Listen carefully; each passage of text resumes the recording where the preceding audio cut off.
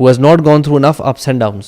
So وہ ایسی بات کر سکتا ہے. But anybody who has been through a few ups and downs بھی نا, تو اس کو سمجھ لگ جائے کہ یار ڈاؤن بھی آتا ہے. اب یہ جو اس میں یہ ہے کہ نا, ایک تو دیکھیں اللہ تعالیٰ نے قرآن مجید میں فرمایا ہے فَلَمَّا نَسُوا مَا ذُكِّرُوا بِهِ فَتَحْنَا عَلَيْهِمْ أَبْوَابَ كُلِّ شَيْءٍ. When they forgot the warnings which they have been reminded, I opened for them the gates of every pleasant things.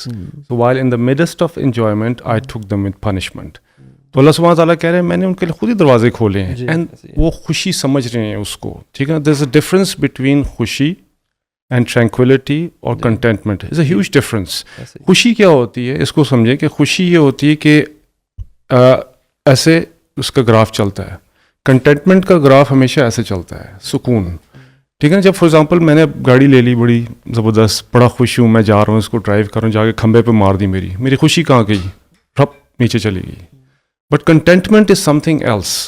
For example ایک شیخ بیان فرما رہے تھے, تو کسی نے آ کے کان میں کہا, لوگ بیٹھے ہوئے تھے, تو انہوں نے کہا کہ حضرت آپ کی جو مرچنٹائز آ رہا تھا بہت مہنگا تھا, بحری جہاز سے آ رہا تھا, تباہ ہو گیا. تو انہیں اپنے دل کی طرف دیکھا اور پھر بیان شروع کر دیا الحمدللہ کا.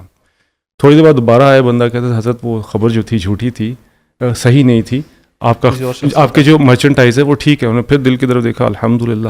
تو بندہ نیچے کھڑا تھا, حضرت اتنا بڑا آپ کو نقصان ہوا ہے اور آپ نے کہا الحمدللہ, پھر آپ کو جب خوشی ملی تو آپ نے الحمدللہ. تو کہتے ہیں میں نے اپنے جب دل کی طرف دیکھا اس غم کے اس میں, تو آئی واز کنٹینٹ, ٹرینکولیٹی تھی. الا بذکر اللہ تطمئن القلوب. تو اس میں خوش تھا, مطلب کنٹینٹمنٹ تھی, خوشی نہیں, کنٹینٹمنٹ تھی میری. اور جب اس نے کہا جی واپس آ گئی, تب بھی آئی واز کنٹینٹمنٹ اس میں میری تھی. تو یہ خوشی اور جو کنٹینٹمنٹ ہے, these are two different things. 21st century کا جو buzz word ہے نا, it's happiness.